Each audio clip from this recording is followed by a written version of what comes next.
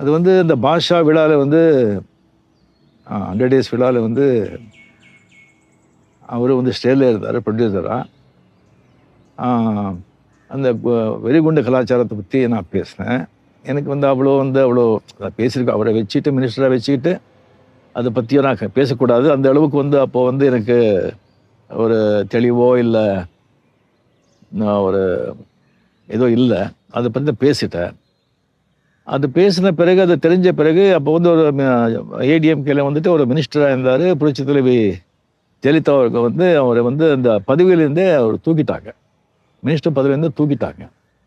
எப்படி அது நீங்கள் வந்து ஸ்டேஜில் இருந்துட்டு ரஜினி வந்து வெடிகுண்டுகளை பற்றி அந்த மாதிரி நம்ம கவர்மெண்ட் அகேன்ஸ்டாக பேசினா எப்படி நீங்கள் வந்து சும்மா இருக்க முடியும்னு சொல்லி அவங்க வந்து தூக்கிட்டாங்க.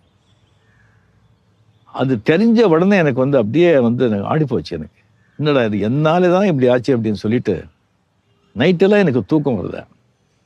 ஃபோன் பண்ண நைட்டு அங்கே யாரும் எடுக்கல. மார்னிங் வந்து ஃபோன் எடுக்கும்போது இந்த மாதிரி தான் எக்ஸ்ட்ரீம்லி சாரி சார், இந்த மாதிரி பண்ணி ஆயிடுச்சு, என்னாலே தான் ஆச்சுன்னு சொன்னால் அவர் வந்து ஒன்றுமே நடக்காத மாதிரி ஏன் அதை நீங்கள் விடுங்க, நீங்கள் அதை பற்றி ரிசீவ் பண்ணுறீங்க, அதுவும் என்ன அது ஐயா நீங்கள் மனசுலேயே வச்சுக்க வேண்டாம், நீங்கள் விட்டுடுங்க, நீங்கள் ஹாப்பியாக இருங்க, என்ன ஷூட்டிங்கு அப்படின்னு சாதாரணமாக கேட்குறாங்க.